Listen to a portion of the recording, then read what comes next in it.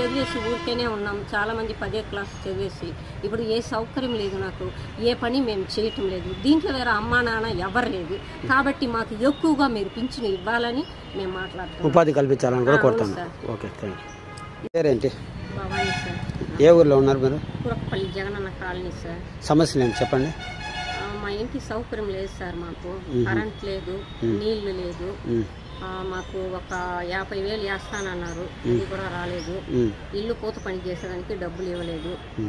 మా సౌకర్యం గురించి మాకు కరెంటు వేయాలా, లైట్ వేయాలా, నీళ్లు అక్కడ బోర్ లేదు, అందరూ దొంగతనం చేస్తూ ఉన్నారు. ఇదన్నీ మీరు తీసుకోవాలని నేను మాట్లాడుతూ ఉన్నాను సార్. అంటే మీ ఊర్లో సుమారుగా ఎన్ని ఇల్లు?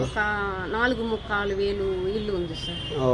Colony colony sir, YSR colony, colony. అంటే గత ప్రభుత్వంలో ఇచ్చిన ఇల్లు.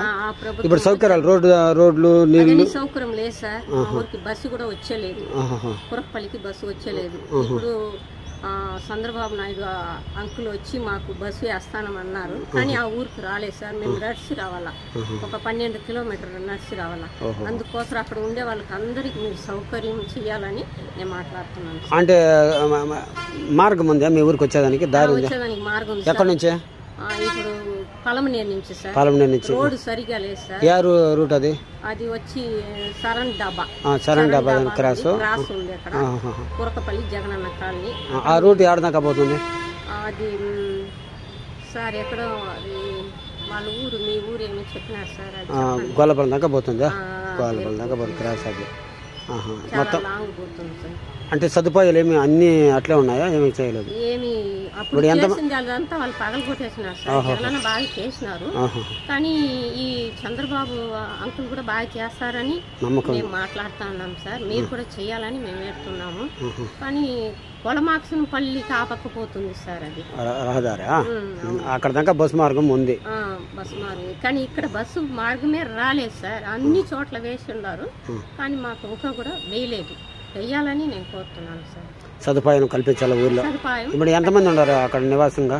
ఒక 5 ఇల్లు ఉంది సార్. అందరూ చాలా మంది వచ్చేసి ఉన్నారు. ఎందుకని? అక్కడ ఇల్లు లేకుండా వాళ్ళు అందరూ వచ్చేసినాం సార్. అప్పుడు జగనన్న ఇచ్చినారు మాకు ఇల్లు, అదన్నీ బాగా మేము ఇప్పుడు కట్టుకొని బాగున్నాం. కొన్ని మంది వచ్చి ఉన్నాం, కొన్ని మంది రాలేదు. ఒక 300, 400, 500 ఇల్లు మేము వచ్చేసినాం సార్. 5,000 ఇల్లుకి కడతా ఉన్నారు. కట్టే వాళ్ళకి కూడా మీరు మాకు ఇంకా ఎక్కువగా ఇవ్వాలని కోరుతున్నాను సార్. అంటే చాలా అమౌంట్ దానికి? చాలదు సార్ అమౌంట్. ఎంత ఇస్తారు ముందు? గవర్నమెంట్ ఎంత ఇస్తారు? గవర్నమెంట్ ఇప్పుడు 50,000 ఎక్కించి ఇప్పుడు 50,000 అదనంగా ఇస్తామన్నారు. ఇస్తాను. అప్పుడు గతంలో ఎంత ఇస్తా ఉంటారు? అప్పుడు 1.80 ఇచ్చినారు సార్. కానీ అన్ని సౌకర్యాలు మాకు మొత్తం ఇచ్చినారు సార్. జగనన్న మొత్తం చేసినారు. ఏం కావాలో మేము ఫోన్ చేస్తే కలెక్టర్ కూడా. ఇన్ని సమస్యలు ఉన్నాయని చెప్తున్నారు సార్. ఇన్ని సమస్యలు ఇప్పుడు ఉన్నాయంటారు, చేసినాము అంటున్నారు. ఏంటి సార్? సమస్యలు ఉన్నాయి అని చెప్తావు, మళ్ళీ జగనన్న బాగా చేసినాడు అంటున్నారు. జగనన్న బాగా చేసినారు. జగనన్న వెళ్ళిన తర్వాత ఇప్పుడు చంద్రబాబు నాయుడు అంకుల్ ఇప్పుడు వస్తారన్న కదా, రాకముందే ఇది వచ్చిన తర్వాతే ఇదంతా పగలు కొడతా ఉన్నారు. చాలా హింసలు చేస్తా ఉన్నారు సార్. రాత్రులు నిద్రపోయేదానికి కూడా కాలేదు సార్. ఒక రోజు మనం ఎక్కడైనా పండుకొని రావాలంటే బంధువులు ఇంట్లో పగలు కొట్టేస్తారు. ఎవరని తెలియదు సార్. మొత్తం పగలు కొట్టేస్తారు. ఆ వైర్ అంతా కట్ చేస్తారు, బల్బులంతా పగలు కొట్టేస్తారు. ఇంట్లో వస్తువులంతా మేము పెట్టున్నాం కదా, అదంతా వాళ్ళు తలుపు తీసేసి ఎత్తుకొని పొడుస్తారు సార్. చాలా. అంటే ఈ విషయాన్ని పోలీసులకు ఏమైనా చెప్తావా? లేదు సార్, చెప్పలేదు సార్. అంటే ఇక్కడే మనం చెప్తాము, చంద్రబాబు అంకుల్ నాయుడికి చెప్తామని మా కోరిక సార్. అప్పుడు ఫస్ట్ ఎలా చేస్తున్నారో అలా మీరు చేయాలని వేడుతున్నాం సార్. ఇంకొకటి, మేము అమ్మనైనా లేకుండా వాళ్ళకి మీరు ఇంకా మాకు డబ్బులు ఇవ్వాలని కోరుతున్నాం సార్. పింఛను కాక ఇంకా 8,000, 10,000 ఇవ్వాలని మేము ఆశిస్తున్నాం సార్. ఎవరు లేకుండా వాళ్ళు ఒంటరిగా మేము ఉండేవాళ్ళు, మాకు ఎవరు ఒంటరి మహిళ అమ్మనైనా లేకుండా. అంటే మీకు పింఛన్ ఇస్తాం లేదు ఇప్పుడు, ఇంకా పెంచాలనేది?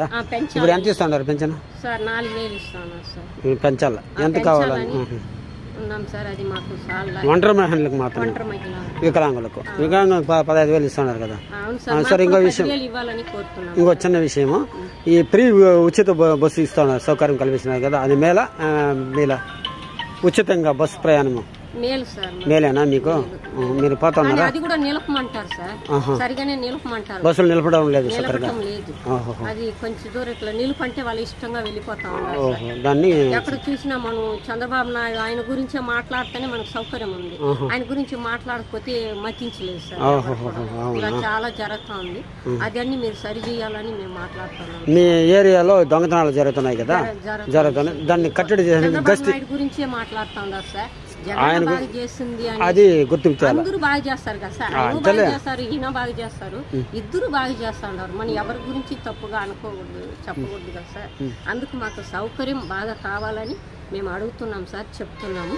ఇది మీరు వినాలని, చంద్రబాబు నాయుడు అంకుల్ వినాలని మేము మాట్లాడుతున్నాం సార్. Thank you. ఇంకొక విషయం, చిన్న విషయము, మీ ఏరియాలో సుమారుగా 4000 పైన ఇళ్ళు ఉన్నాయంటారు కదా, ఎంతమంది ఆడ నివాసం ఉన్నారు ప్రస్తుతం?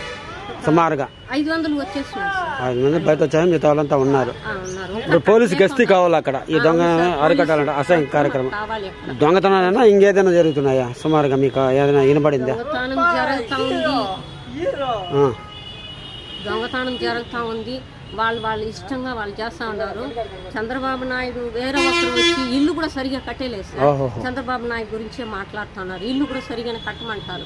ఇది మా చంద్రబాబు నాయుడు ఇచ్చింది, మీరు కట్టండి ఇట్లాని ఏమేమో మాట్లాడుతున్నారు సార్. ప్లాస్టింగ్ చేసేటప్పుడు ఇదన్నీ మాట్లాడతారు.